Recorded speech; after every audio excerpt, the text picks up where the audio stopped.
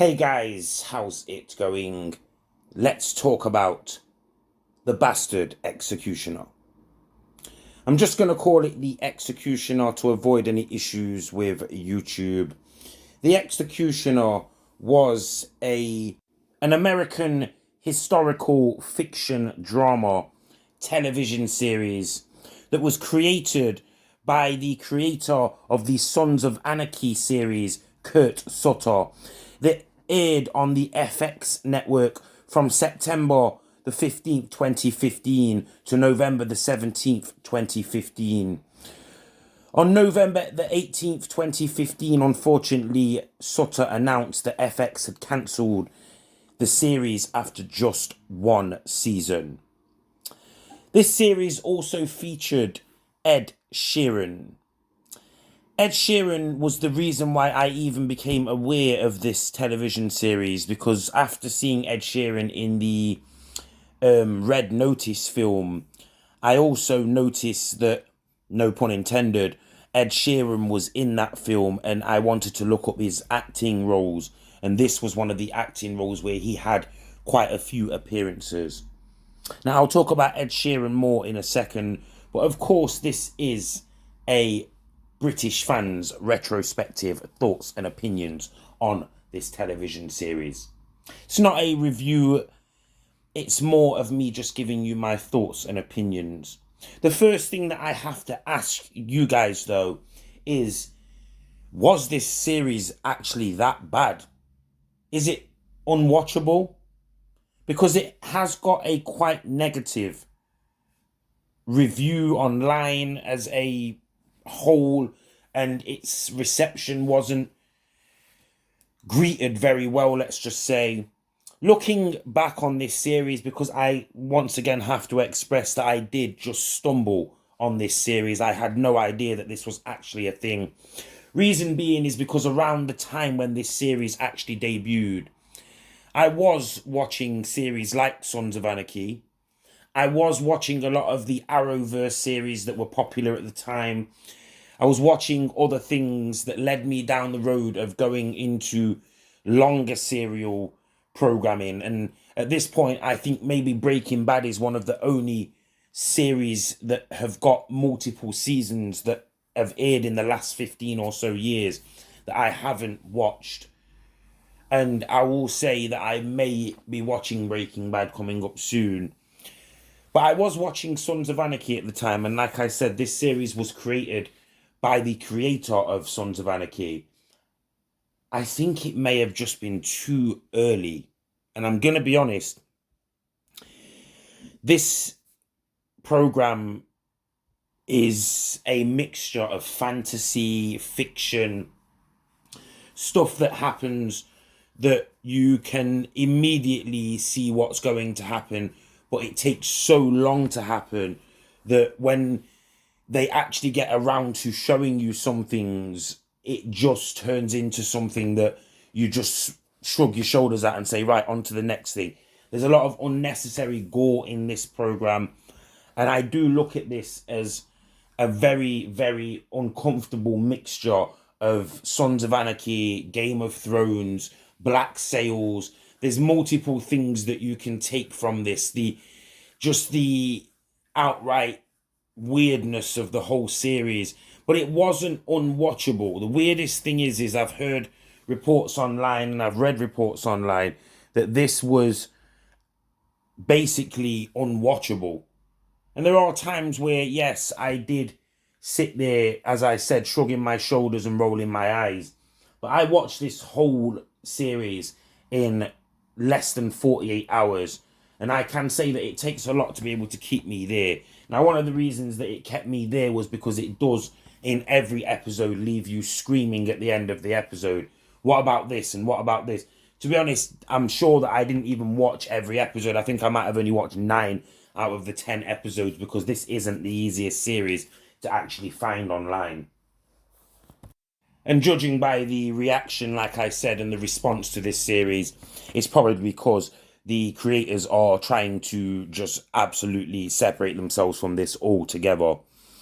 Now, one thing that this series actually left me questioning was why did they not actually get into a second series? Now, I'm not gonna go into no deep dive into this to find out, but I think the ratings were the main thing in this, and because at the time Sons of Anarchy was still very popular, I think a lot of people, including obviously Kurt Sutter, didn't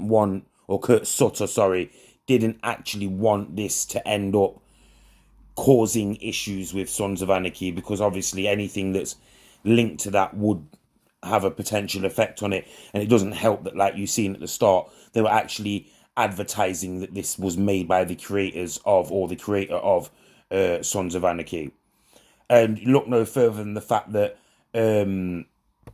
Katie Sagal or Seagal is in this.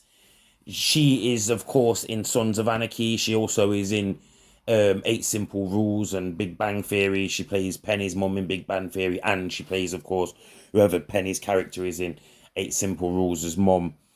So she's always been in this sort of, universe with Kurt Sutter. Now, maybe in some way down the line, and this is just me guessing, maybe in some way down the line, and literally I've only just thought about this 30 seconds ago when I was talking about Katie Sagal. I'm just going to be honest and say, maybe there was some way where in season maybe 2 or 3, or maybe whatever seasons it would have got to, eventually they would have had some kind of link to the Sons of Anarchy series, because why would they have mentioned that? Was this supposed to end up being the original Sons of Anarchy like prequel? I don't think so, no. But in fact, Katie Sagal, I should have mentioned this, she is actually his wife in real life. So that is the reason why she is in most of his programs and stuff like that. That I probably should have mentioned that before, rather than actually just going into the fact that you need to look no further than what her role in this. And she does play a pivotal role in this program, of course. But yeah, Kurt Sutter will return this year. He's got acting roles this year, so we'll see what he's going to do in the future. In fact, there were actually only 9 episodes of... he was only in 9 episodes of the Executioner, because he actually played a role in the Executioner. He was the Dark Newt, the Knights Templar knight. But yeah, swaying back to the series, guys, it's not unwatchable. I can't sit here and say that this is unwatchable, because it's not unwatchable. I will say it's one of those series which I will openly advise you to go into this with your eyes open. If you've got a spare few hours, you may want to get ready to hit the fast forward button if you can get hold of this, because there will be times when you'll be sitting there knowing what's actually going to take place, but it doesn't yet take place at that time. There'll be other times when you'll be sitting there almost just looking at the screen and asking yourself, why has this taken so long to happen? There are some strange and weird moments, but it's not entertaining. There are moments in this series which did actually have me quite entertained. And now there are more series out there that have come in the modern times. For example, Amazon Prime's Wheel of Time. I'm really enjoying that so far. Now, it could all go wrong in the end. They've got 6 more episodes to go. It could all go wrong for them. But I feel like the Executioner was just too soon. It was just at a time where there was multiple different historical, fantasy-based, medieval-based programs, things like Vikings, Black Sails, Game of Thrones, even Walking Dead, The 100, the whole Arrowverse. Feel like at the time when these series were ongoing, I feel like this program was a little bit too soon for what it was. I feel like if this would have aired maybe 2020 or came out in 2019, 2020, it could have been received a lot more positive than it was. It probably should have got a second series, if I'm honest.